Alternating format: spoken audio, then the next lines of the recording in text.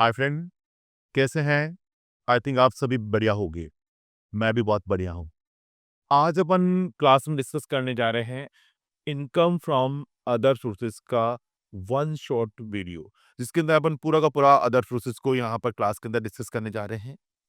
तो स्टूडेंट, सबसे पहले मैं बात करता हूँ इनकम फ्रॉम अदर सोर्सेज के अंदर कौन सी इनकम आपके चार्जेबल या फिर टैक्सेबल होगी।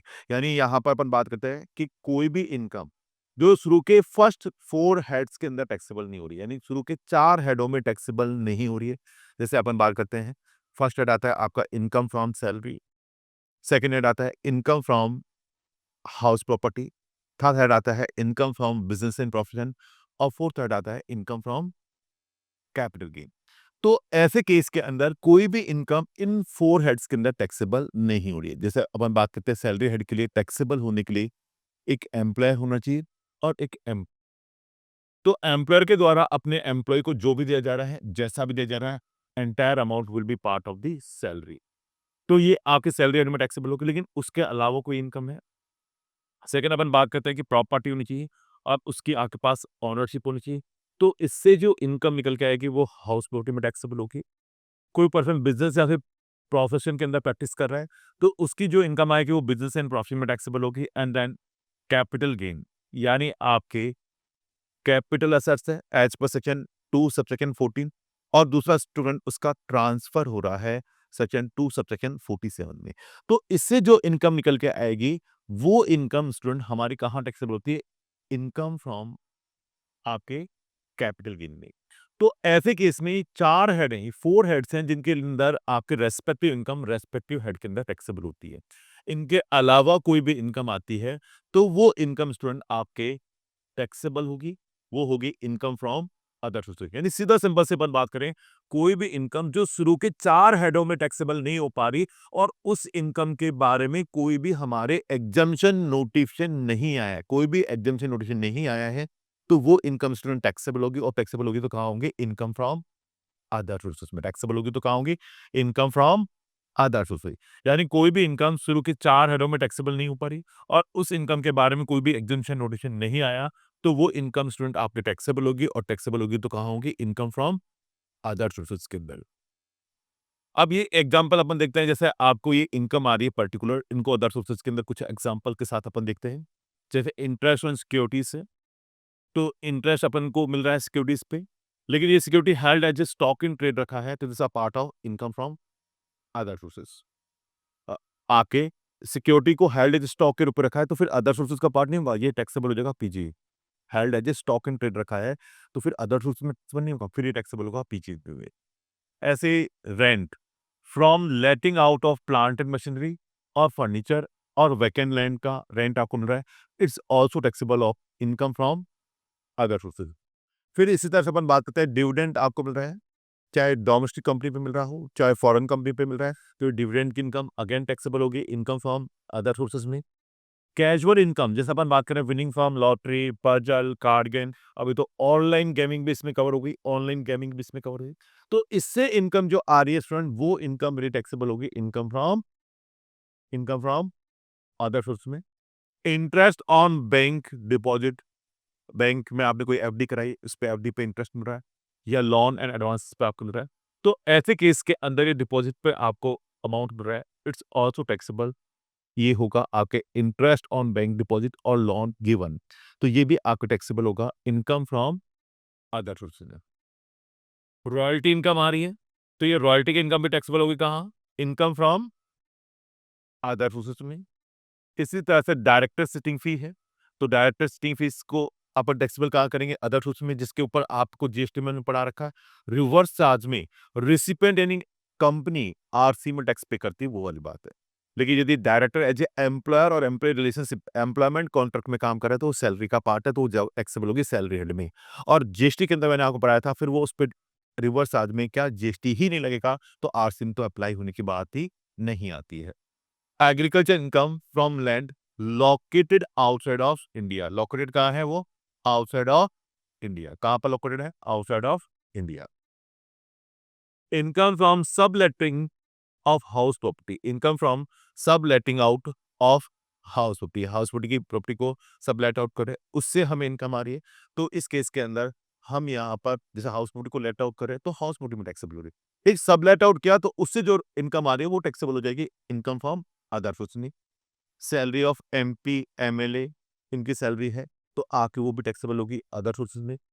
इंटरेस्ट मिल रहा है आपको इनकम टैक्स रिफंड पे, आपको इंटरेस्ट मिल रहा है, it's also taxable income from other source में। यदि मेरे को इंटरेस्ट मिल रहा है ऑन इनकम टैक्स रिफंड तो ये भी टैक्सेबल होगा इनकम फ्रॉम अदर सोर्स में। Amount received under the family pension, यदि मेरे को कोई फैमिली पेंशन का अमाउंट मिल रहा है तो ये फैमिली पेंशन का अमाउंट स्टूडेंट टैक्सेबल होगा इनकम फ्रॉम अदर सोर्स में। यानी पेंशन तो सैलरी में टैक्सेबल होगी, लेकिन फैमिली पेंशन का अमाउंट मिलता है वो सैलरी में टैक्सेबल नहीं होगा। कहाँ टैक्सेबल होगा? इनकम फ्रॉम अदर सोर्स में। कहाँ टैक्सेबल होगा? इनकम फ्रॉम अदर सोर्सेस में। ये हमारे कुछ एग्जाम्पल लिए गए हैं। ये मैंने कहा सिर्फ एग्जाम्पल की बात है, इनके अलावा भी इनकम फ्रॉम अदर सोर्स का तो उसको काफी बड़ा है स्कोप है, क्योंकि आपके वो इनकम जो शुरू के 4 हेडों में टैक्सेबल नहीं हो पा रही है और उसके अलावा उनके लिए कोई एग्जेम्पशन नोटिफिकेशन नहीं आया है, तो स्टूडेंट वो इनकम ऑटोमेटिकली शिफ्ट होकर कहाँ टैक्सेबल हो जाएगी? इनकम फ्रॉम अदर सोर्सेस के अंदर टैक्सेबल हो जाएगी। कहाँ टैक्सेबल हो जाएगी? इनकम फ्रॉम अदर सोर्सेस में। अब इसमें अदर सोर्स में सबसे इंपॉर्टेंट आपका जो टॉपिक आता है एग्जाम के लिए इंपॉर्टेंट है, वेरी वेरी इंपॉर्टेंट, वो प्रोविजन आता है गिफ्ट के लिए। किसका? रेस्टोरेंट गिफ्ट का। तो सबसे बड़ा रोल ही किसका यहाँ पर प्ले होता है? गिफ्ट का रोल प्ले होता है। सबसे बड़ा रोल प्ले हो रहा है गिफ्ट का। तो मैं बात करूं गिफ्ट, गिफ्ट या फिर property receive in the lower consideration, या फिर property received in the lower consideration, तो उसको अपन यहाँ पर कैसे टैक्सेबल करेंगे? तो स्टूडेंट उसके लिए चार्जेबिलिटी सेक्शन आता है, सेक्शन 56 टू 10, सेक्शन 56 टू 10 के अंदर उसका चार्जेबिलिटी सेक्शन यहाँ पे दे दिया। तो इसके हिस्से में ये कहता है कि टैक्सेबल कौन होगा? All SC. टैक्सेबल कौन होगा? ऑल एससी इस केस में आपके टैक्सेबल होगा। इस केस में आपके गिफ्ट मॉनेटरी भी हो सकता है और स्टूडेंट नॉन मॉनेटरी गिफ्ट भी आपके हो सकता है। यानी आपके गिफ्ट मॉनेटरी भी हो सकता है और दूसरा नॉन मॉनेटरी भी आपके गिफ्ट हो सकता है। मॉनेटरी का मतलब है कोई भी कैश है, चेक्स है या ईसीएस के थ्रू आपको गिफ्ट मिलता है। कोई भी कैश है, चेक है या ईसीएस के रूप में आपको गिफ्ट मिलता है और average value of gift in a financial year 50,000 से मिलता ज्यादा होता है, 50,000 से एक्सेस होता है, तो ये टैक्सेबल होगा ऑल एम्प्लॉय। तो entire amount will be taxable for all employ के लिए, ये एंटायर अमाउंट आपके लिए टैक्सेबल हो जाएगा। तो एग्रीगेट गिफ्ट का अमाउंट मिलता है किससे ज्यादा? 50,000 से ज्यादा। 50,000 से ज्यादा का एग्रीगेट अमाउंट 50,000 से ज्यादा है तो पूरा का पूरा 50,000 से ऊपर वाला अमाउंट स्टूडेंट आपके टैक्सेबल हो जाएगा। जैसे 51,000 का गिफ्ट मिलता है, 51,000 का गिफ्ट मिलता है, पूरा 51,000 टैक्सेबल होगा। पूरा 51, 1,000 नहीं, वो पूरा 51,000 entire amount will be taxable. मेरे को राम से 5,000, शाम से 10,000, मोहन से 20,000 और आपके करीम से इस तरह से गिफ्ट मिल रहा है दोस्तों से, और ये 50,000 से ज्यादा हो गया मेरा। 50,000 से ज्यादा तो पूरा 50,000 से ज्यादा ही अमाउंट टैक्सेबल हो जाएगा। जब 51 हुआ, 51,000 पूरा टैक्सेबल हो जाएगा। ये मॉनेटरी गिफ्ट में, जिसमें कैश में, चेक से, ईसीएस से, एनईएफटी से, आरटीजीएस, यूपीआई भी any mode approved by the RBI के थ्रू आपको देता है। तो ऐसे केस में जितना भी अमाउंट गिफ्ट का मिल रहा है स्टूडेंट पूरा का पूरा हमें क्या कर जाना है?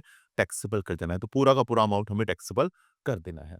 अब आता हूं मैं non monetary gifts. Non monetary gifts के अंदर अपन बात करें कि ये गिफ्ट हमें मिल रहा है काइंड्स में। कैसे मिल रहा है? काइंड्स में। लेकिन इनकम फ्रॉम अदर सोर्सेज में आपके टैक्सेबल होने के लिए सबसे इंपॉर्टेंट चीज है कि यहां पर एक कैपिटल एसेट्स यानी प्रॉपर्टी होनी चाहिए। क्या होनी चाहिए? प्रॉपर्टी की डेफिनेशन में होना चाहिए, तो ही ये गिफ्ट टैक्सेबल होगा। यदि प्रॉपर्टी की डेफिनेशन से बाहर है तो स्टूडेंट ये गिफ्ट भी टैक्सेबल नहीं होगा। तो ये टैक्सेबल तब होगा जब ये प्रॉपर्टी की डेफिनेशन में होगा। यदि प्रॉपर्टी की डेफिनेशन में नहीं है तो स्टूडेंट ये गिफ्ट भी अमाउंट आपके टैक्सेबल नहीं होगा। गिफ्ट अमाउंट आपके टैक्सेबल नहीं होगा। तो प्रॉपर्टी की डेफिनेशन में होनी चाहिए, जिसमें अपन बात करते हैं तो मूवेबल प्रॉपर्टी। एक तो क्या होगी? Movable property. जैसे अपन बात करते हैं कोई भी गोल्ड है, ऑर्नामेंट्स है, शेयर्स है, सिक्योरिटीज है, वर्क ऑफ आर्ट है, पेंटिंग है, स्कल्पचर्स है, तो ये आपके मूवेबल। मूवेबल का मतलब any article can be one place to another place without dismantling. तो वो क्या है? मूवेबल। जैसे अपन बात करते हैं आपकी गोल्ड है, ऑर्नामेंट्स है, शेयर्स हैं, सिक्योरिटीज है, वर्क ऑफ आर्ट है, पेंटिंग है। अभी तो नया नाम और ऐड हो गया student, VDA, virtual digital assets. VDA, virtual digital assets भी इसमें ऐड और हो गया है। इसके अलावा इमोबल प्रॉपर्टी में जैसे अपन हमेशा जानते हैं लैंड एंड बिल्डिंग या फिर बोर, लैंड बिल्डिंग या फिर आपके बोर आपके इसमें कवर होता है। और इसको इसमें स्टूडेंट हम बताते हैं कि यहाँ पर मूवेबल असेट्स का वैल्यूएशन करने के लिए हमें क्या देखने होंगे?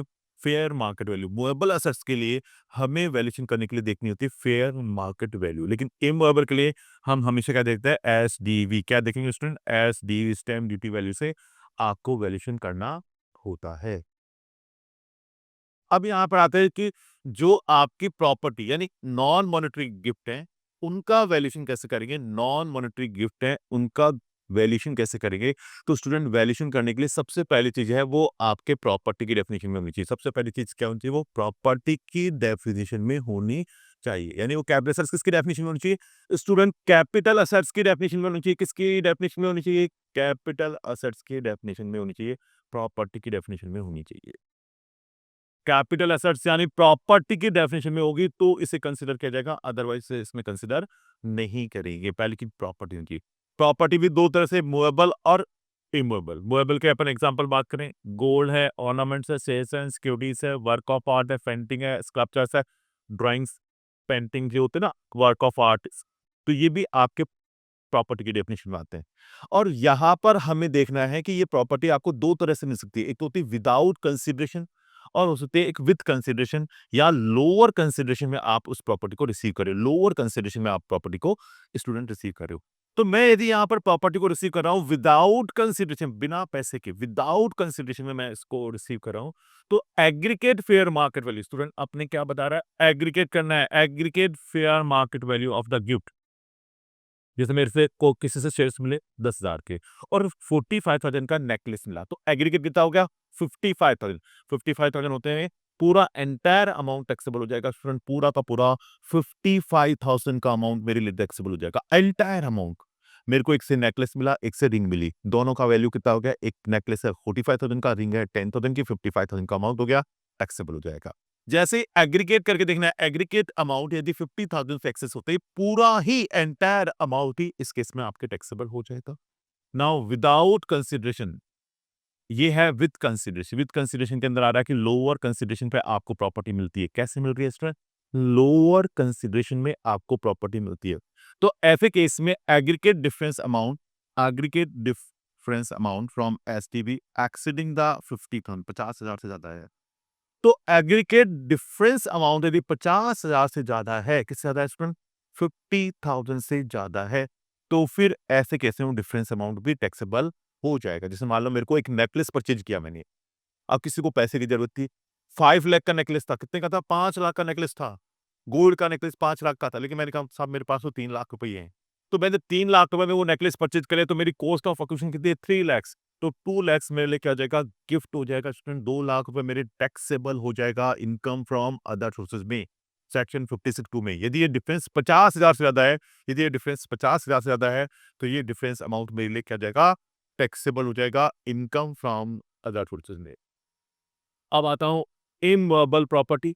जैसे अपन बात करते हैं इमूवेबल प्रॉपर्टी है, कोई भी लैंड है, बिल्डिंग है या फिर बोथ है, कोई भी लैंड है, बिल्डिंग है या फिर बोथ है, वो इमूवेबल प्रॉपर्टी है।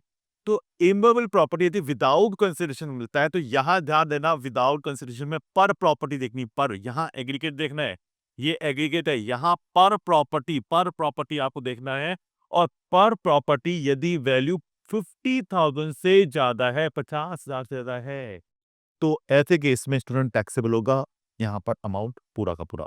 जैसे मान लो एक मेरे को प्लॉट मिलता है 45,000 का और एक प्लॉट मिलता है मुझे 40,000 का, एग्रीगेट अमाउंट तो हो रहा है 85,000, लेकिन एग्रीगेट नहीं देखना, एक 40 लाख का 40,000 का प्लॉट है, एक 45,000 का प्लॉट है, तो मुझे इनका एग्रीगेट नहीं करना, दोनों प्रॉपर्टी को अलग अलग देखना है, दोनों अलग अलग देखनी है, तो दोनों ही मेरे लिए टैक्सेबल नहीं होंगे। लेकिन 50,000 से ज्यादा का प्लॉट है तो फिर टैक्सेबल हो जाएगा, फिर 50,000 से ज्यादा है तो टैक्सेबल हो जाएगा।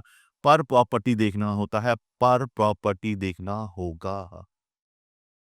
तो ऐसे केस में टैक्सेबल होगा, entire amount will be taxable. यहाँ पर प्रॉपर्टी देखने, एग्रीगेट नहीं करना, दोनों अलग अलग तरीके से देखनी है। दोनों, एक 40,000 की प्रॉपर्टी, एक 45,000 रुपए की प्रॉपर्टी है, 40,000 एंड 45,000 है, तो दोनों को अलग अलग रखना है, एग्रीगेट नहीं करना है, तो entire amount will be taxable. इसके बाद आता है विथ कंसिडरेशन की मैं बात करता हूँ, डिफरेंस आ क्या रहा है between SDV and actual cost of acquisition exceeding 50,000, 50,000 से ज्यादा है, 50,000 से ज्यादा है, या फिर आपके 10% of the actual cost of acquisition, 10% actual cost of acquisition से ज्यादा है। यानी यहाँ पर आपको 50,000 के साथ-साथ एक और चीज़ देखनी है। यानी आपको यहाँ पर जो डिफरेंस देखना है, मैं एचडीवी और आपका एक्चुअल पोस्ट ऑफ एक्वाजिशन दोनों में डिफरेंस देखना है, तो एक्चुअल कंसिडरेशन का 10% निकालो एक्चुअल कंसिडरेशन।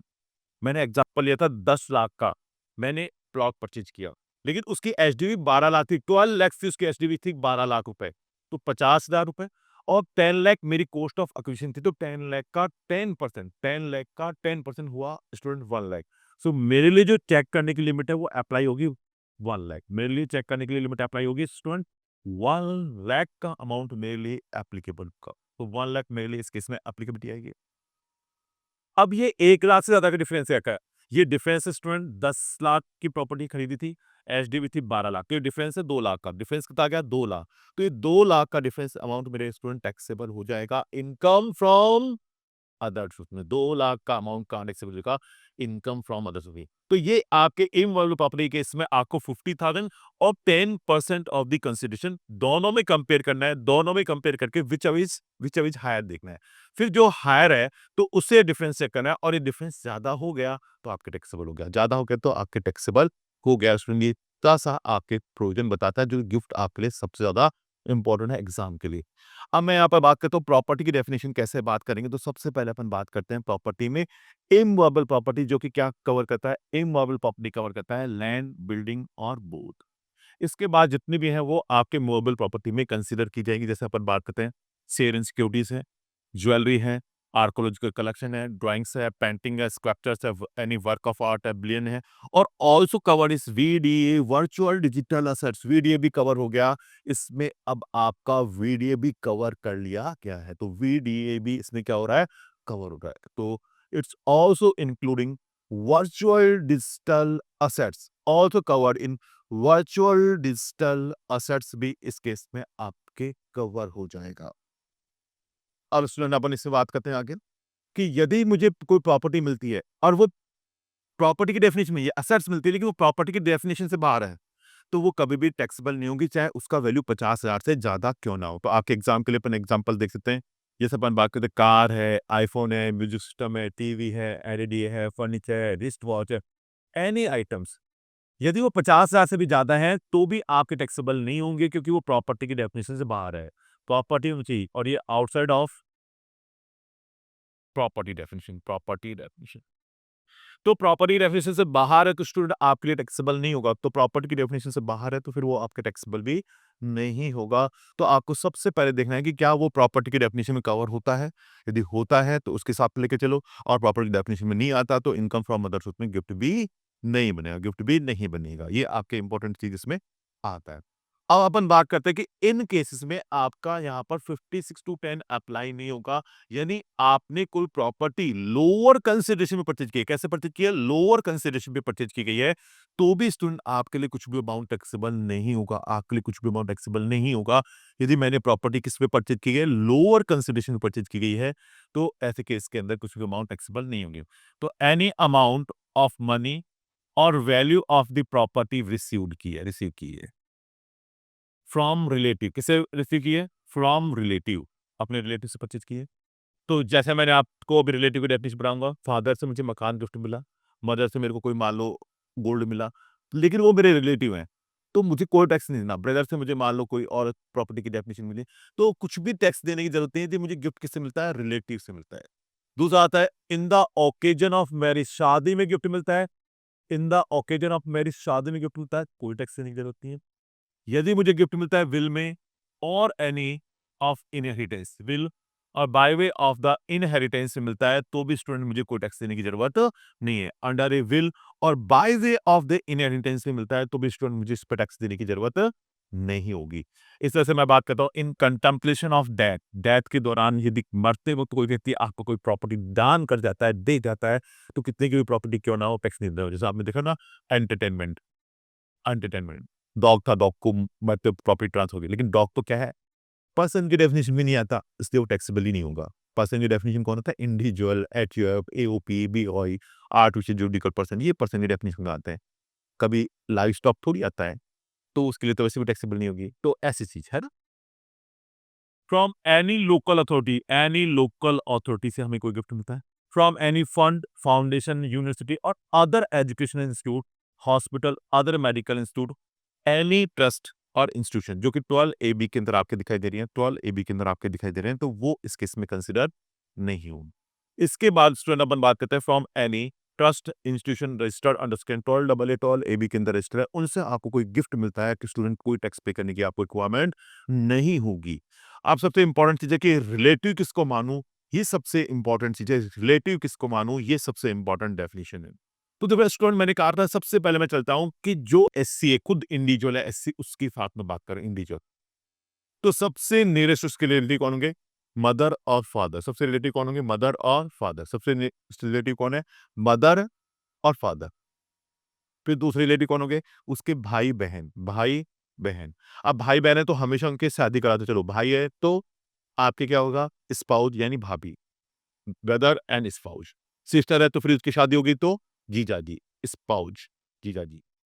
फिर उसके बाद अपन आते हैं मदर के भाई बहन, मामा मामी। भाई है तो मामा और स्पाउस मामी। फिर बहन है तो आपकी क्या हो गई? आपके अ, मौसी मौसा, मौसी एंड मौसा। फिर आ जाइए पिताजी के, फादर के चलते हैं भाई चाचा और स्पाउस एंड देयर स्पाउस चाची। फिर मदर, अब फादर के सिस्टर बुआ एंड फूफा जी, बुआ एंड फूफा जी, वो आपके रिलेटिव होंगे। ऊपर जाते हैं दादा दादी, नाना नानी, दादा दादी, नाना नानी। अब स्टूडेंट इंडिविजुअल बड़ा हो गया, शादी हो गई, तो कौन आएगी?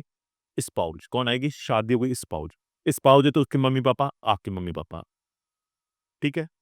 उसके भाई बहन, आपके भाई बहन नहीं, साला साली, आपके साला साली, साला एंड स्पाउस। फिर साली एंड स्पाउस, साली एंड स्पाउस, साला एंड स्पाउस, मैंने बताया था। लेकिन यहाँ तो आपके मामा चाचा ससुर, मामा मामी, चाचा चाची आपके रिलेटिव हैं। लेकिन यदि मामा ससुर और चाचा ससुर आता है, कभी भी रिलेटिव नहीं बनेंगे। ये जगह ब्लैंक रखना है, ये जगह ब्लैंक रखना, आपके नहीं होंगे। तो ये चीज आपको ध्यान में स्पेशली रखनी होगी। तो ये रिलेटिव की डेफिनेशन को कवर करता है। तो स्टूडेंट, अब अपन बात करते हैं एचयूएफ केस में। Any member of HUF, any members of HUF, HUF case में क्या हो जाएगा? Any member of HUF. ये आपके बताता है जो भी एचयूएफ के मेंबर है वो आपके रिलेटिव आइडेंटिफाई किए जाते हैं। तो एनी मेंबर ऑफ एचयूएफ, ये इस केस में आपके बताता है। नाउ स्टूडेंट, अपन बात करते हैं, ये प्रोविजन केवल तभी लगता है जब आपके प्रॉपर्टी की डेफिनेशन में है, तो ही सेक्शन 56(2)10 अप्लाई होगा। यदि प्रॉपर्टी की डेफिनेशन नहीं आ रही, आपने हेल्ड एज स्टॉक के रूप में रखा है, तो 56(2)10 नहीं लगेगा। यानी आपके प्रॉपर्टी कैपिटल असेट्स की डेफिनेशन में आती है तो लोअर कंसिडरेशन, या आपको विदाउट कंसिडरेशन में मिलती है तो टैक्सेबल। यदि प्रॉपर्टी आपको लोअर कंसिडरेशन या विदाउट कंसिडरेशन में मिलती है तो स्टूडेंट वो आपके टैक्सेबल होगी, आपके 56(2)10 में। इसी तरह से मैं बात करता हूं स्टॉक इन ट्रेड सेक्शन 56(2)10, कभी भी स्टॉक के ऊपर गिफ्ट नहीं बनेगा, कभी भी नहीं बनेगा, क्योंकि वो तो आपका काम है ना, बिजनेस के अंदर आप कम पे खरीद कर ज्यादा में बेचते हो, तो रियल इनकम भी टैक्सेबल होगी। और मैंने आपको बताया था 56(2)10, 56(2)10 केवल तभी अप्लाई होता है जब वो हेल्ड एज स्टॉक के रूप में रखा गया, हेल्ड एज स्टॉक के रूप में रखा गया है, तो 56(2)10 अप्लाई होगा। अदरवाइज 56(2)10 एप्लीकेबल नहीं होगा, अदरवाइज सेक्शन 56(2)10 एप्लीकेबल नहीं होगा, क्योंकि स्टॉक के रूप में कभी भी सेकंड 56(2)10 नहीं लगेगा, प्रॉपर्टी पे लगता है। प्रॉपर्टी कब है? जब वो कैपिटल असेट्स के रूप में रखी गई है। ये एक इंपॉर्टेंट चीज ध्यान में रखना हो, ये इंपॉर्टेंट चीज आपको ध्यान में रखना होगा। दूसरा, यदि कैपिटल असेट्स आपको रिसीव होती है रिलेटिव से, किससे रिसीव हो रही है स्टूडेंट? रिलेटिव से। कैपिटल असेट्स किससे रिसीव हो रही है मुझे? रिलेटिव से। तो रिलेटिव से होती है, तो मेरे को जब गिफ्ट मिला तो मैंने कोई टैक्स नहीं दिया, तो कोस्ट मैं उसकी मानूंगा प्रीवियस ओनर की। कोस्ट किसकी मानूंगा? Cost of acquisition, COA, cost of acquisition is taken of the previous owner. Cost of acquisition किसके लेके चलूंगा? प्रीवियस ओनर की लेके चलूंगा। लेकिन यदि प्रॉपर्टी मुझे अदर देन रिलेटिव से मिलती है, तो जैसे ही मुझे प्रॉपर्टी मिली तो मैंने गिफ्ट के रूप में टैक्स दे दिया, या तो किस पे दिया होगा? फेयर मार्केट वैल्यू पे या एसडीपी पे, या तो फेयर मार्केट वैल्यू पे या मैंने एसडीपी पे टैक्स दिया होगा। यदि मेरे को प्रॉपर्टी किस पे मिली है? गिफ्ट में मिली, और अदर देन रिलेटिव से मिलती है, तो मैंने उस पर टैक्स दिया होगा, या तो फेयर मार्केट वैल्यू पे या एसडीपी पे। तो जो फेयर मार्केट वैल्यू या एसडीपी पे टैक्स दे दिया, वो ही मेरी कॉस्ट ऑफ एक्विजिशन हो जाएगी जब मैं उस एसेट्स को आगे फर्दर सेल करूंगा। जब मैं उस एसेट को आगे फर्दर सेल करूंगा, तो स्टूडेंट वो मेरे लिए कॉस्ट ऑफ एक्विजिशन या फेयर मार्केट वैल्यू मेरे लिए कॉस्ट ऑफ एक्विजिशन आ जाएगी, वो मेरे लिए कॉस्ट ऑफ एक्विजिशन आ जाएगी। तो ये हमारे इस केस में कंसेप्ट बताता है। अब देखो लैंड एंड बिल्डिंग के लिए मैंने एक बहुत अच्छा प्रोविजन बताया था। लैंड एंड बिल्डिंग के लिए मैंने बहुत अच्छा प्रोविजन बताया था। इसके लिए यदि लैंड एंड बिल्डिंग को हम क्या कर रहे हैं, सेल कर रहे हैं और हमने हेल्ड एज स्टॉक के रूप में रखा है, हेल्ड एज स्टॉक के रूप में रखा है। कैसे रखा है? Held as stock in trade, held as stock in trade रखा है, तो टैक्सेबल होगा under the PGP section 43 CA apply हो जाएगा, 43 सीए अप्लाई हो जाएगा। हेल्ड एज स्टॉक के रूप में रखा है, तो सेक्शन 43 सीए उस पे एप्लीकेबल होगा। लेकिन यदि मैंने कैपिटल एसेट्स हेल्ड करके रखा एज ए कैपिटल एसेट्स के रूप में, तो सेक्शन 50 सी में वो टैक्सेबल होगा, सेक्शन 50 सी में टैक्सेबल होगा। यदि मैंने held as a capital assets के रूप में रखा है, तो टैक्सेबल होगा सेक्शन 50 सी के अंदर, वो टैक्सेबल होगा, सेक्शन 50 सी के अंदर टैक्सेबल होगा।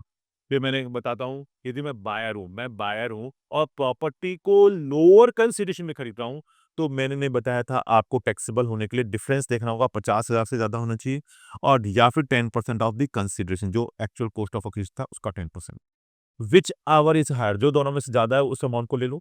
और अब कंपैरिजन जो डिफरेंस का करना है वो ज्यादा वाले से करना है, और यदि ज्यादा आ रहा है तो टैक्सेबल हो जाएगा इनकम फ्रॉम अदर सोर्सेज में, स्टूडेंट वो टैक्सेबल हो जाएगा, इनकम फ्रॉम अदर सोर्सेज में आपका टैक्सेबल हो जाता है। क्लियर है? तो ये गिफ्ट का आपका कंसेप्ट एक्यूरेटली कंप्लीट हो गया है। अब इससे अपन आगे चलेंगे स्टूडेंट।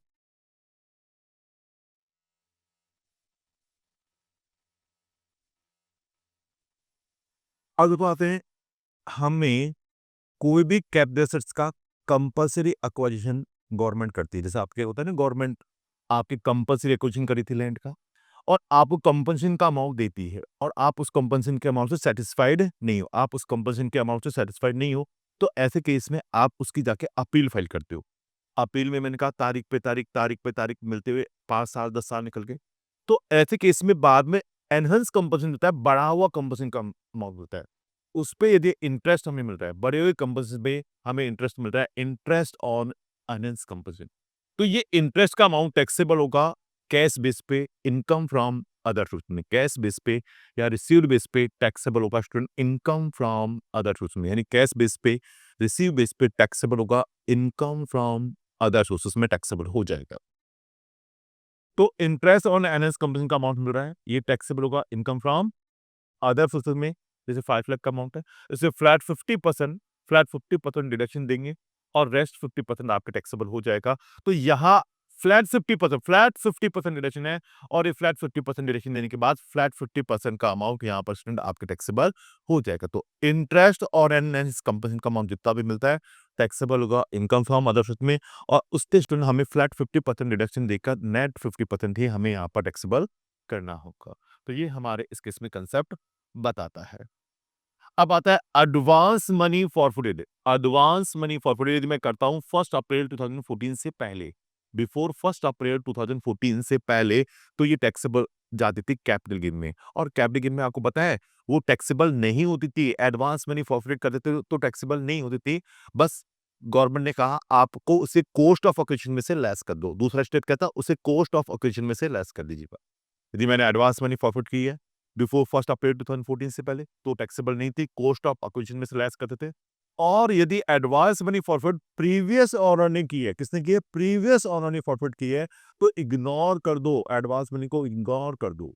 बाद में मैंने आपको बताया था कैसे रेगुलर क्लास के अंदर कि वो टैक्स इविजन होता था, तो उस केस में टैक्स इविजन होता था जब भी ब्लैक मनी को व्हाइट में कन्वर्ट करना होता था, जब भी आपको अपनी ब्लैक मनी को व्हाइट में कन्वर्ट करना होता था, तो ऐसे केस के अंदर वहां पर हमें ब्लैक मनी से व्हाइट में कन्वर्ट करना होता, तो क्या करते थे? जैसे ही ब्लैक मनी को व्हाइट में कन्वर्ट करते थे, एडवांस मनी फॉरफिट का सेकंड हेल्पफुल होता था, इसका बेनिफिट लेते थे।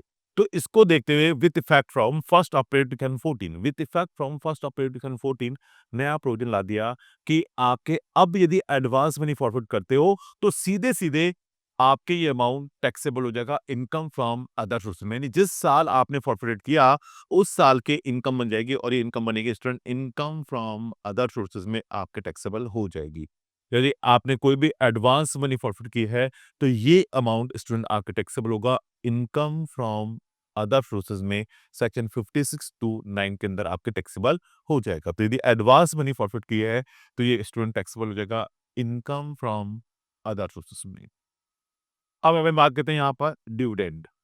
क्या बात करता हूँ मैं? डिविडेंड की बात करता हूँ कि मुझे डिविडेंड मिल रहा है, चाहे डोमेस्टिक कंपनी का हो या फिर फॉरेन कंपनी का, चाहे डोमेस्टिक कंपनी का हो या फिर ये डिविडेंड फॉरेन कंपनी मिलता है, इक्विटी शेयर्स पे मिल रहा हो या फिर प्रेफरेंस शेयर्स पे मिल रहा हो, स्टूडेंट इक्विटी शेयर्स पे हो या फिर प्रेफरेंस शेयर्स पे ये डिविडेंड का अमाउंट मिलता है, तो ये टैक्सेबल होगा as per normal rate of tax. यानी जो भी आपके इनकम टैक्स के अंदर नॉर्मल रेट दी गई है, उससे स्टूडेंट टैक्सेबल होगा as per normal rate of tax. Income from other source में ये डिविडेंड आपके टैक्सेबल हो जाएगा।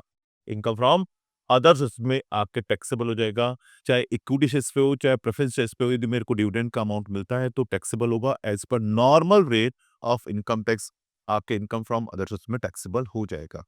आगे स्टूडेंट उन्होंने यहाँ पर डिविडेंड को क्लासिफाइड किया, एक तो होता है एक्चुअल डिविडेंड और एक होता है डिम्ड डिविडेंड। तो एक प्रोविजन लाइक क्या डिम्ड डिविडेंड, डिम्ड माना गया डिविडेंड, एक्चुअल में नहीं है लेकिन माना गया डिविडेंड में लिखा है, तो उसको बोलते हैं एक्चुअल डिविडेंड। एक्चुअल डिविडेंड तो अदर सोर्स में टैक्सेबल है ही है, इसके अलावा यहाँ पर डिम्ड डिविडेंड मिलता है, डिम्ड डिविडेंड मिलता है, तो वो भी स्टूडेंट आपके टैक्सेबल हो जाएगा। कहां तक? Up to the accumulated profit, up to the accumulated profit, यानी जितना कंपनी में अक्यूमुलेटेड प्रॉफिट है उतना अमाउंट डिम्ड डिविडेंड के रूप में टैक्सेबल हो जाएगा, इनकम फ्रॉम अदर सोर्सेज के अंदर टैक्सेबल हो जाएगा। तो स्टूडेंट यहाँ पर डिम्ड डिविडेंड के सेक्शन है 222 A B C D E, ये तो है ही है। नया सेक्शन और इंसर्ट हो गया 222 एफ, 222 एफ नया सेक्शन और आपके इसमें इंसर्ट हो गया है। तो अपन यहाँ पर बात करें 222 A B C D E और एफ नया ऐड हुआ, एफ नया ऐड हुआ। तो 222 ए बताता है कि हमें यहाँ पर जो असेट्स का यहाँ पर डिस्ट्रीब्यूशन किया जा रहा है, तो उसका amount up to accumulated profit का अमाउंट टैक्सेबल होगा 222 ए में। 222 ए में बिफोर बोनस शेयर्स का डिस्ट्रीब्यूशन हम कर रहे हैं up to the accumulated profit, तो याद करना आसान है। 222 B, B for bonus shares. 222 C liquidation of the company. जब मैंने आपको बताया था कंपनी का लिक्विडेशन होता है, तो कंपनी का लिक्विडेशन के टाइम पर शेयर होल्डर को दो चीजों का पैसा मिलता है, एक तो शेयर्स कैपिटल का, एक तो शेयर्स कैपिटल का, और दूसरा अमाउंट आपको मिलता है स्टूडेंट यहाँ लिक्विडेशन के टाइम पर शेयर होल्डर को एक तो शेयर्स कैपिटल का पैसा मिलता है, शेयर होल्डर फंड का पैसा मिलता है, शेयर होल्डर फंड का पैसा मिलता है, जिसमें दो चीजों का पैसा इन्वॉल्व था, एक तो शेयर कैपिटल और एक रिजर्व, शेयर कैपिटल और एक रिजर्व। तो शेयर कैपिटल वाले पे तो कैपिटल गेन होता था, शेयर कैपिटल वाले अमाउंट पे तो कैपिटल गेन होता है, लेकिन रिजर्व वाले अमाउंट पे रिजर्व वाला अमाउंट अक्यूमुलेटेड प्रॉफिट से बनता था, और रिजर्व वाला अमाउंट जितना अक्यूमुलेटेड प्रॉफिट से बनता है वो बन जाएगा मेरा 222 सी का डिम्ड डिविडेंड और टैक्सेबल हो जाएगा यहाँ पर। फिर आता है 222 D, D for deduction, D for deduction. यदि अपन शेयर्स कैपिटल के अंदर कोई डिडक्शन करना चाहते हैं तो 222 डी के अंदर वो आपके टैक्सेबल हो जाएगा 222 डी के अंदर। फिर आता है स्टूडेंट 222 ई, ई फॉर आपके इस केस में आता है 222 ई, ई फॉर आपके कोई भी क्लोजली हेल्ड कंपनी है, कोई भी क्लोजली हेल्ड कंपनी है, अपने सब्सटेंटली इंटरेस्टेड शेयर होल्डर को, अपने सब्सटेंटली इंटरेस्टेड शेयर होल्डर को लोन एंड एडवांस देती, कहां तक? Up to the accumulated profit, यानी लोन एंड एडवांस दिया जा रहा है। कहां तक दिया जा रहा है? Up to the accumulated profit तक का जो लोन और एडवांस दिया जा रहा है ना, वो लोन और advances up to the accumulated profit क्या बन जाएगा स्टूडेंट? डिम्ड डिविडेंड बन जाएगा, वो डिम्ड डिविडेंड बन जाएगा। वो लोन और एडवांसेस आपके ट्रीट हो जाएगा एज ए डिम्ड डिविडेंड के रूप में आपके टैक्सेबल हो जाएगा। तो वो लोन और एडवांसेस आपके लिए टैक्सेबल हो जाएगा एज ए डिम्ड डिविडेंड के रूप में स्टूडेंट आपके टैक्सेबल हो जाएगा इनकम फ्रॉम अदर सोर्सेज में। ये लोन डिम्ड की इनकम है, डिम्ड की इनकम है, तो एक बार टैक्सेबल हो गई, एक बार टैक्सेबल हो गई तो फिर वो टैक्सेबल ही होगी शेयर होल्डर के हाथों में, चाहे से फिर उसने उस लोन का पूरा रीपेमेंट क्यों ना कर दिया, रीपेड कर दिया तो भी वो डिम्ड इनकम है। एक बार दे दिया वो लोन शेयर होल्डर के खाते में डिम्ड डिविडेंड के रूप में टैक्सेबल हो जाएगा और उसे इनकम फ्रॉम अदर सोर्स में टैक्स देना होगा। अब सब्सटेंशियल इंटरेस्ट का मतलब क्या होता है? तो स्टूडेंट मैंने आपको बताया था सब्सटेंशियल इंटरेस्ट का मतलब, सब्सटेंशियली इंटरेस्टेड शेयर होल्डर का मतलब है जिसका कंपनी में वोटिंग पावर 10% और मोर है। कंपनी में यानी वोटिंग पावर कितनी है? 10% और मोर है। और यदि फर्म एओपी है तो वहां पर प्रॉफिट शेयरिंग रेशियो 20% और मोर, यानी पीएसआर प्रॉफिट शेयरिंग रेशियो 20% और मोर है। तो ऐसे केस में प्रॉफिट शेयरिंग रेशियो इस केस में आपके पीएसआर यहाँ पर 20% और मोर है। तो ऐसे केस में वहां पर कंपनी के लिए 10% वोटिंग पावर और फर्म एओपी के लिए 20% प्रॉफिट शेयरिंग रेशियो इस केस में आपके दिखाई दे रहा है। तो वो स्टूडेंट आपके क्या बन जाएगा? डिम्ड डिविडेंड के रूप में यहां पर कंसिडर हो जाएगा। एक्यूमुलेटेड प्रॉफिट जैसे मान लो कंपनी के पास ओपनिंग बैलेंस पड़ा है 40 लाख का और करंट ईयर का और आ गया 10 लाख, तो डिविडेंड डिविडेंड कितना हो गया टोटल, आपके एक्यूमुलेटेड प्रॉफिट हो जाएगा 50 लाख। तो 50 लाख रुपए तक का आप लोन देते हो तो वो तो डिविडेंड डिविडेंड के रूप में टैक्सेबल हो जाएगा, लेकिन 55 देता हूं तो 5 लाख लोन का लोन दिखाई देगा, डिविडेंड डिविडेंड नहीं बनेगा। लेकिन मान लो मैंने लोन 30 लाख दिया तो पूरा 30 लाख डिविडेंड डिविडेंड बन जाएगा, 222 ई के अंदर आपके आ जाता है। लेकिन डिविडेंड डिविडेंड एप्लीकेबल नहीं होगा यदि लोन आपने ऑर्डिनरी कोर्स ऑफ बिजनेस दिया गया है। कैसे दिया गया है? ऑर्डिनरी कोर्स ऑफ बिजनेस आपने लोन दिया गया है तो कुछ भी अमाउंट टैक्सेबल नहीं होगा। डिविडेंड डिविडेंड पेड किया है set of against the dividend dividend, यदि आपके कोई भी इनकम को टैक्स को सेट ऑफ करने के लिए दिया गया है तो भी स्टूडेंट कुछ भी अमाउंट चार्जेबल है टैक्सेबल नहीं होगा, तो भी कुछ भी टैक्सेबल नहीं होगा।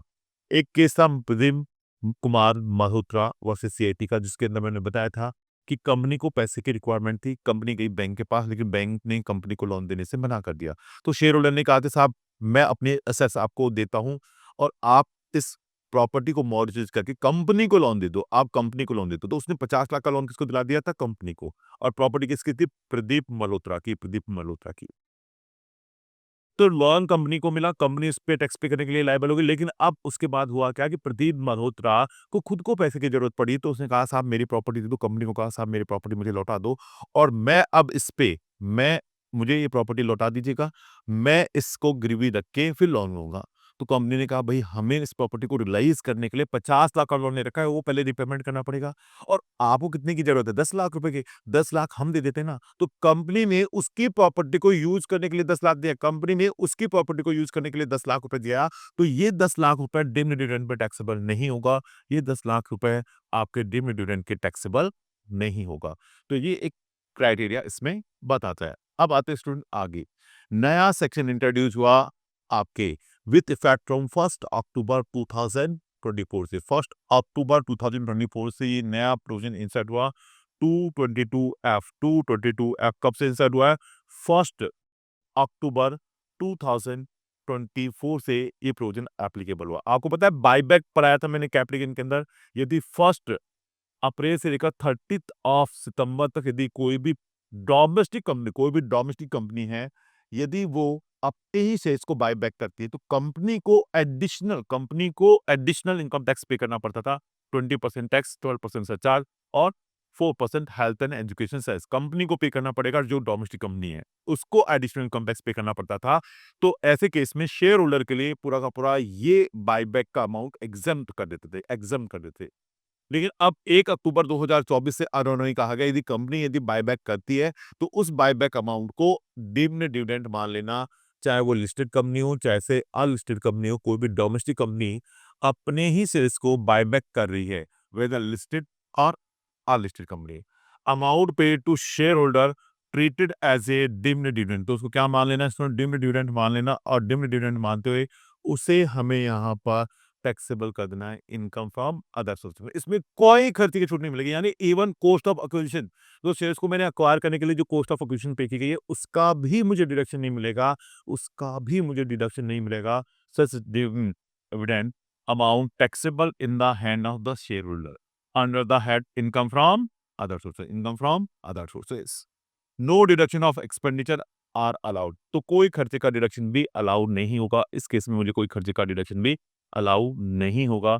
ये हमारे इस केस में कंसेप्ट बताता है। तो इसी तरह से टैक्स बोलेगा इनकम फ्रॉम अदर सोर्सेज में। अब इन्होंने प्रोविजन ला दिया 1 अक्टूबर 2024 से यदि मैंने कोई भी यहाँ पर शेयर्स को बायबैक किया है तो कंपनी के लिए वो अब टैक्सेबल नहीं होगा।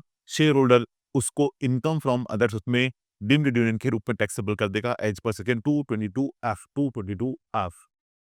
अब इसके बाद मैं लेके चलता हूँ कैजुअल इनकम। जैसे कोई भी कैजुअल इनकम है, लॉटरी है, कॉस्टवार्ड है, टीवी शो है, विनिंग फ्रॉम हॉर्सेस है, विनिंग फ्रॉम ऑनलाइन गेमिंग है। तो ऐसे केस में इस पे फ्लैट 30% टैक्स लगाइएगा।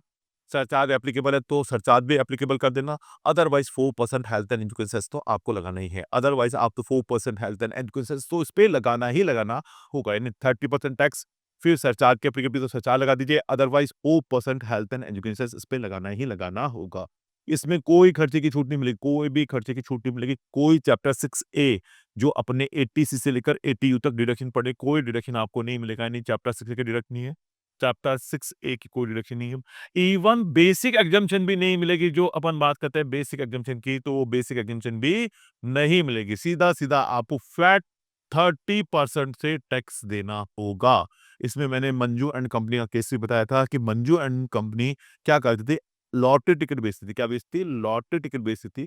उसके पास कुछ अनसोल्ड टिकट यानी स्टॉक था, स्टॉक बच गया था, उसमें से लॉटरी निकली।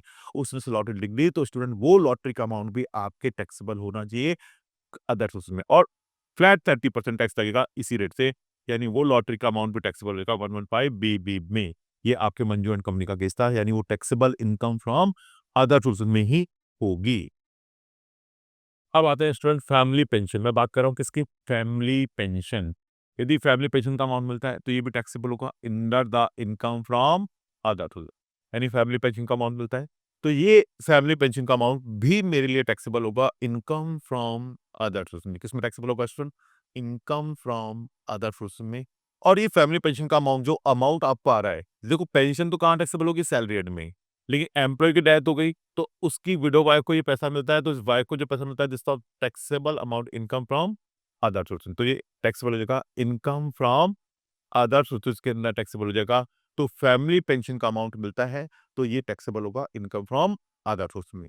लेकिन फैमिली पेंशन का अमाउंट रिसीव होता है विडो को, वाइफ को, या चिल्ड्रन को, या नॉमिनेटेड जैसे फादर या मदर को मिलता है। जैसे बेटा है, उसकी डेथ विलिंग पीछे माता पिता थे, तो उनको अब पेंशन का अमाउंट मिल रहा है। तो वाइफ को, बच्चों को, या फिर विडो आपके पेरेंट्स को मिल रहा है। तो ऐसे केस में यदि वो मेंबर ऑफ आर्म फोर्स है, मेंबर ऑफ आर्म फोर्स है, इंक्लूडिंग पैरामिलिट्री फोर्स है, where death of such member is course of the operational duty, death of court operational duty के लिए पैसा मिलता है, तो ये टैक्सेबल होगा आपके यहाँ पर। कुछ भी अमाउंट टैक्सेबल नहीं होगा। फुल्ली एग्जाम सेक्शन 10-19 में पूरा का पूरा अमाउंट एग्जाम है। यानी फैमिली पेंशन तो टैक्सेबल है, लेकिन यदि फैमिली पेंशन इन चीजों के लिए मिलती है, member of arm force including paramilitary force, where death of such member in course of operation duty के लिए, in course of operation duty के लिए मिलता है, तो कुछ भी अमाउंट टैक्सेबल नहीं होगा। तो स्टूडेंट कुछ भी अमाउंट आपके टैक्सेबल नहीं होगा। Central government, state government employ has been awarded as a Paramvir Chakra और वीर चक्र से अवार्डेड है, परमवीर चक्र या फिर आपके वीर चक्र से अवार्डेड है, तो स्टूडेंट कुछ भी अमाउंट आपके चार्जेबल टैक्सेबल नहीं किया जाएगा। यानी आपके परमवीर चक्र या वीर चक्र से अवार्डेड है तो कुछ भी अमाउंट स्टूडेंट आपके चार्जेबल या टैक्सेबल नहीं किया जाएगा। तो परमवीर चक्र या वीर चक्र से अवार्डेड है तो कुछ भी अमाउंट चार्जेबल या टैक्सेबल नहीं होगा। इसके बाद आता है, जब फैमिली पेंशन की मैं टैक्सेबिलिटी की बात करता हूँ तो उसमें डिडक्शन दी गई है, 2 डिडक्शन दी गई हैं। एक तो होती है डिफ़ॉल्ट टैक्स रेज़ीम में, न्यू टैक्स रेज़ीम यानी डिफ़ॉल्ट टैक्स रेज़ीम में अपन बात करें, डिफ़ॉल्ट टैक्स रेज़ीम में deduction 1/3 of the family pension, 1/3 of the family pension और 25,000, ये अमाउंट कितना है? मैक्सिमम 25,000, व्हिचएवर इज़ लोअर आपके इस केस में बताता है। तो इस केस के अंदर 1/3 of the family pension, 1/3 of the family pension और 25,000 व्हिचएवर इज़ लोअर आपको डिडक्शन मिल जाएगा।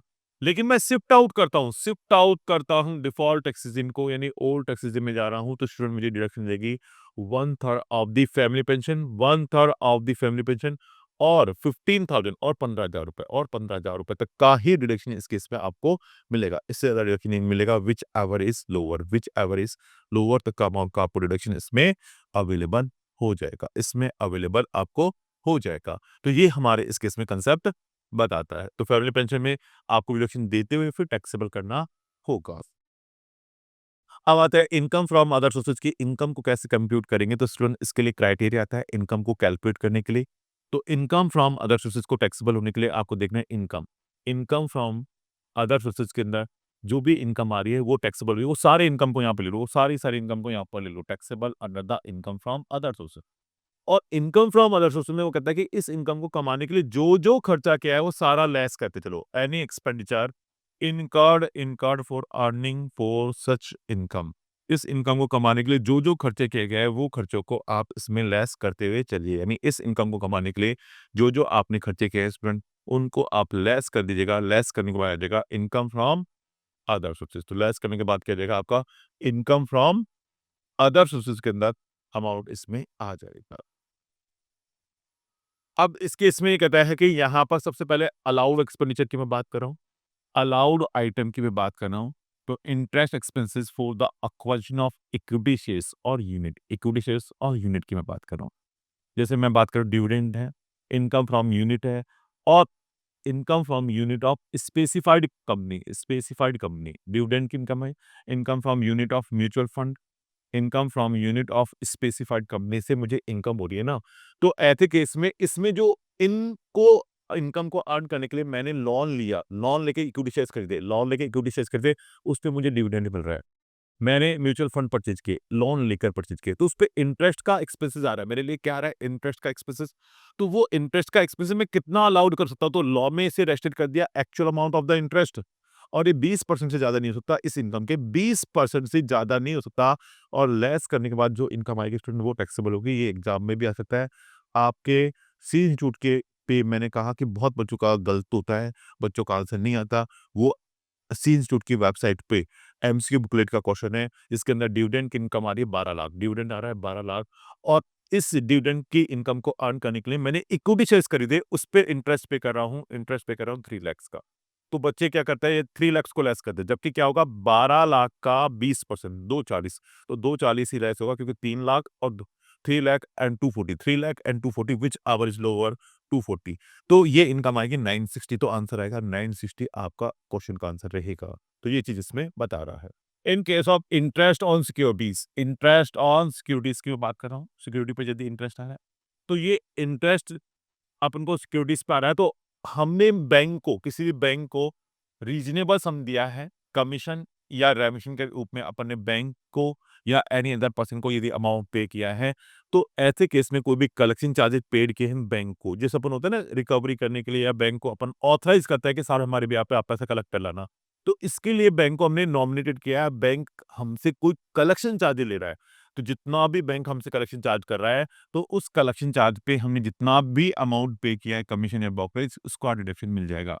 Commission and remission to the banker to any other person, तो स्टूडेंट हमको उसका डिडक्शन मिल जाएगा। ये आपको मैंने बिजनेस एंड पर्सन में बताया था कि कोई भी पर्सन अपने एम्प्लॉय का पीएफ ईएसआई का अमाउंट डिडक्ट करता है, एम्प्लॉय का पीएफ और ईएसआई का अमाउंट डिडक्ट करा है, तो उसे रेस्पेक्टिव एक्ट की ड्यू डेट तक जमा कराना था, रेस्पेक्टिव एक्ट की ड्यू डेट तक जमा कराना है। यदि जमा करा दिया तो कोई दिक्कत नहीं है, एम्प्लॉय का डिडक्ट किया और जमा करा दिया, आपके लिए लाइबिलिटी थी, कोई इफेक्ट नहीं है। लेकिन आपने रेस्पेक्टिव एक्ट की ड्यू डेट तक तो जमा नहीं कराया, तो आप एम्प्लॉय के पैसे का गलत यूज करो, आप एम्प्लॉय का पैसा क्या करो, गलत यूज करो, तो इनकम टैक्स उसको क्या मान लेंगे, डिम्ड इनकम मान लेंगे। डिम इनकम मानते हैं उसे क्या कर देगी, टैक्सेबल कर देती है। तो हमें उस एक्ट की रेस्पेक्टिव एक्ट की ड्यू डेट तक जमा कराना है, तो ही स्टूडेंट को खर्चा अलाउड होगा, अदरवाइज हमें उस खर्चे का डिडक्शन नहीं मिलेगा।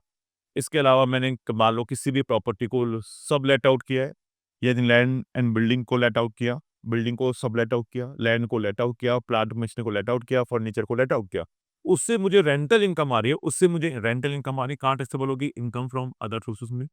तो इस अदर सोर्सेज की इनकम को अर्न करने के लिए कोई भी मैंने रेवेन्यू एक्सपेंडिचर किया, जैसे मैंने खुद ने प्रॉपर्टी की 10,000 रुपए में किराए पे लेकर 15,000 रुपए में लेट आउट की, लैंड को लेट आउट करी, तो लैंड को 10,000 रुपए में किराए पे लेकर आगे 15,000 रुपए में लेट आउट करी, तो वो जो मैंने खर्चे किए रेवेन्यू एक्सपेंस है, इसके अलावा वो सारे लेस हो जाएंगे अदर सोर्स में।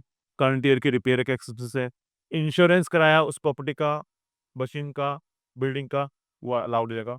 डेप्रिसिएशन अलाउड हो जाएगा, इवन अनअब्जॉर्ब डेप्रिसिएशन है वो भी आप लेस करके जो बच गई इनकम स्टूडेंट, वो आपके टैक्सेबल होगी इनकम फ्रॉम अदर सोर्स में। जो बच गई इनकम वो स्टूडेंट आपके टैक्सेबल हो जाएगी, इनकम फ्रॉम अदर सोर्सेज के अंदर आपके टैक्सेबल हो जाती है।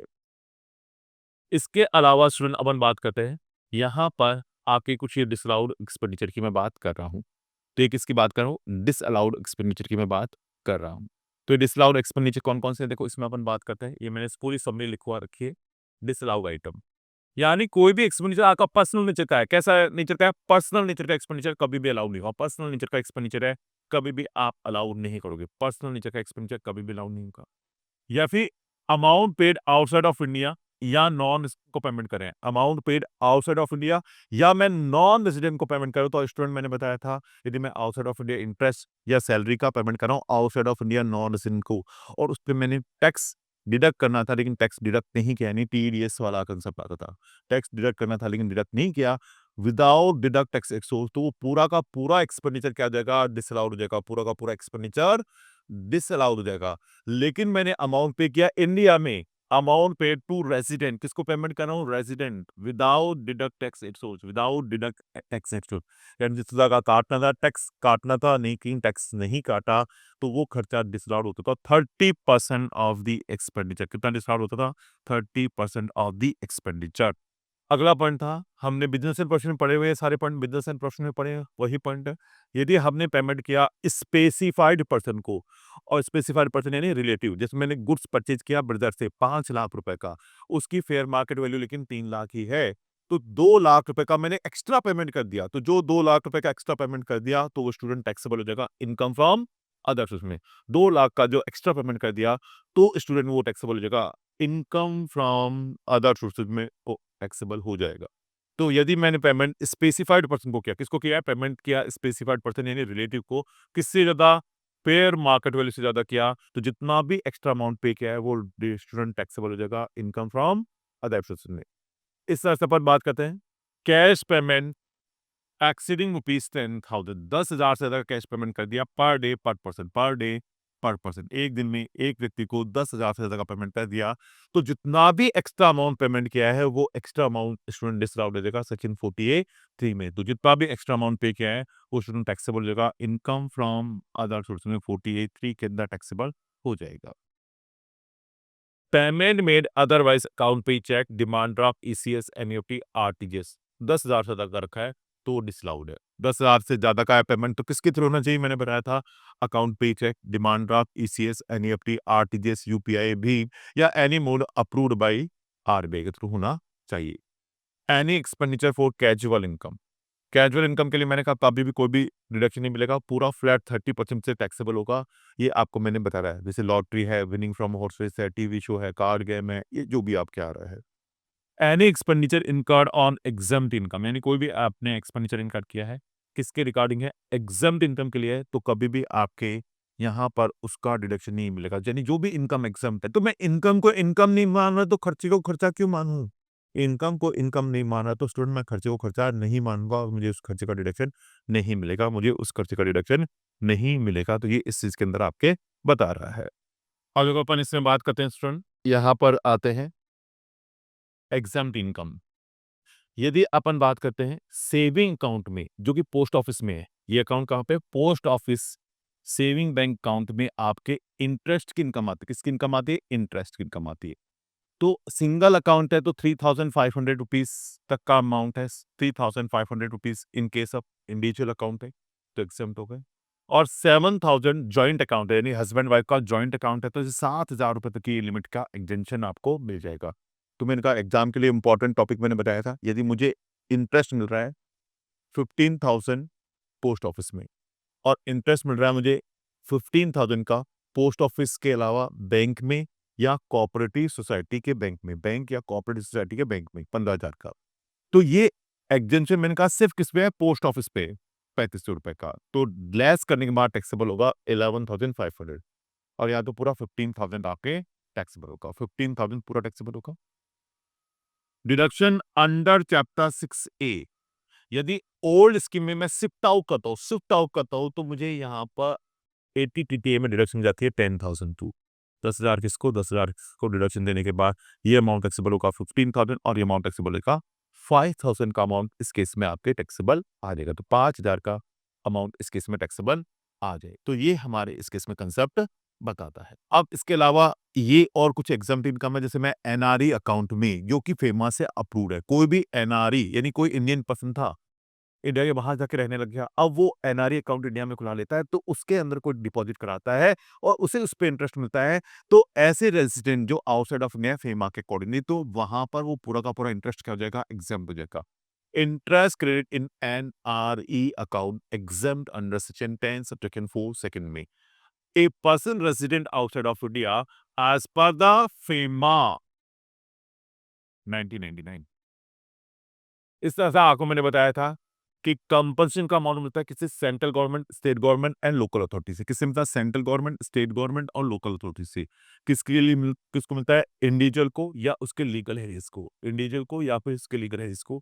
Account of the disaster, disaster यानी कोई आपदा आई, बाढ़ आ गई, अर्थक्वेक आ गया, उस केस में इंडिविजुअल की कोई प्रॉपर्टी डिस्ट्रॉय हो गई, कोई उसके साथ कोई अनहोनी हो गई, तो मिसहैप हो गया, तो उसके लिए कंपनसेशन का अमाउंट मिलता है किससे? Central government, state government, local authority. Central government, state government और लोकल अथॉरिटी। तो ये डिजास्टर के लिए जो कंपनसेशन का अमाउंट मिल रहा है, स्टूडेंट पूरा का पूरा अमाउंट एग्जाम्प्ट हो जाएगा as per section 1010 BC. 1010 BC के अंदर पूरा का पूरा अमाउंट एग्जाम्प्ट हो जाता है। इसके बाद स्टूडेंट अपन को बात करते हैं, कोई भी स्कॉलरशिप का अमाउंट मिलता है जो कि कॉस्ट ऑफ एजुकेशन है। किसके लिए है? कॉस्ट ऑफ एजुकेशन के लिए आपका अमाउंट मिलता है। Would be exam, would be exam, पूरा का पूरा अमाउंट क्या जाएगा? एग्जाम हो जाएगा from tax in the hand of the recipient. तो स्कॉलरशिप या कॉस्ट ऑफ एजुकेशन मिलता है वो फुल्ली एग्जाम होगी। वो क्या होगी स्टूडेंट? फुल्ली एग्जाम अमाउंट आपके रहेगा। तो पूरा का पूरा अमाउंट क्या होगा? एग्जाम इस केस में आ जाए। डेली अलाउंस है या कॉन्स्टिट्यूशन अलाउंस है टू एमपी एमएलए है, तो वो भी क्या हो जाएगा? फुल्ली एग्जाम्प्ट हो जाएगा। तो डेली अलाउंस है, डेली अलाउंस है या कॉन्स्टिट्यूशन अलाउंस है, एमपी एमएलए को मिलता है, तो ये डेली अलाउंस भी क्या होगा? फुल्ली एग्जाम्प्ट आपके इसमें हो जाएगा। तो डेली अलाउंसेस वगैरह है तो ऐसे केस के अंदर ही अमाउंट आपके क्या हो जाएगा? फुल्ली एग्जाम्प्ट हो जाएगा। Daily allowance, constitution allowance, MP MLA से आपको मिलता है, पूरा एग्जाम्प्ट है। इस तरह से अवार्ड, री अवार्ड आपको मिलता है इन कैश या काइंड, ये भी आपके क्या होगा? एग्जाम्प्ट होगा, जो कि गवर्नमेंट से आपको मिलता है, गवर्नमेंट अवार्डेड आपके हैं, तो ये सारे फेयर क्या होंगे? एग्जाम्प्ट होंगे। इसके अलावा आता है कम्यूटेड पेंशन का अमाउंट मिलता है आपको इंश्योरेंस कंपनी से। किससे मिलता है? In by an individual from fund set up by LIC of India, LIC of India या ऐसी इंश्योरेंस कंपनी से मिलता है जो आईआरडीए से अप्रूव है, आईआरडीए से अप्रूव है। तो ये कम्यूटेड पेंशन का अमाउंट मिलता है। तो 1010 ए में पूरा का पूरा एग्जाम बताया जाए। याद करो, कम्यूटेड पेंशन का पैसा मिलता था तो गवर्नमेंट एम्प्लॉय को मिलता था, फुल्ली एग्जाम्प्ट होता था, सैलरी एड में था, वो एम्प्लॉयर एम्प्लॉय को दे रहा था। ये कोई इंश्योरेंस कंपनी एलआईसी अपनी कम्यूटेड पेंशन का अमाउंट देता है, तो ये भी पूरा का पूरा क्या हो जाएगा? एग्जाम्प्ट आपके यहाँ पर हो जाएगा। पूरा का पूरा अमाउंट क्या हो जाएगा? एग्जाम्प्ट यहाँ पर हो जाएगा। एक लास्ट टॉपिक अदर सोर्सेज में आपके और ऐड हुआ, आपको पता होगा यहाँ पर insurance premium, life insurance premium. किसकी बात कर रहा हूँ? लाइफ इंश्योरेंस प्रीमियम का अमाउंट है other than ULIP, other than ULIP. ULIP को छोड़ देना, यूनाइटेड आपके लिए यूनिट लिंक इंश्योरेंस को छोड़ देना, तो अदर देन यूलिप को छोड़ दीजिएगा। तो लाइफ इंश्योरेंस प्रीमियम हम पे करते हैं, यदि सिंगल पॉलिसी के लिए प्रीमियम मैं पे करता हूँ 5 लाख रुपए, सिंगल पॉलिसी का प्रीमियम पे करता हूँ 5 लाख तक का, तो आपके मैच्योरिटी पे जो अमाउंट मिलेगा वो एकदम है। या फिर aggregate, aggregate life insurance policy का प्रीमियम पे कर रहा हूँ, aggregate premium of LIP 5 lakh या उससे कम है, 5 लाख उससे कम है तो भी एग्जाम है। लेकिन उससे ज्यादा हो गया, उससे ज्यादा हो गया तो फिर जो अमाउंट मिलेगा वो अमाउंट क्या हो जाएगा स्टूडेंट? टैक्सेबल हो जाएगा। लेकिन डेथ पे मिलता है, in case of death of person तो भी एग्जाम है। Sum receive from LIP fully exempt 1010 D irrespective of premium, irrespective of premium. तो ये पूरा का पूरा अमाउंट क्या देगा? एग्जाम्प्ट हो जाएगा irrespective of the premium amount. पूरा का पूरा अमाउंट क्या जाएगा? एग्जाम इस केस में स्टूडेंट यहाँ पर हो जाएगा इररेस्पेक्टिव ऑफ द प्रीमियम। ये पूरा का पूरा अमाउंट क्या जाएगा? एग्जाम्प्ट यहाँ पर होने के लिए बताता है। तो यहाँ तक स्टूडेंट मैंने आपको पूरा का पूरा इनकम फ्रॉम अदर सोर्स का समरी रिवीजन आपको दे दिया है, करा दिया है। तो आपके इससे सारे के सारे क्वेश्चन आपके कवर हो जाएंगे। अभी के लिए thank you very much students.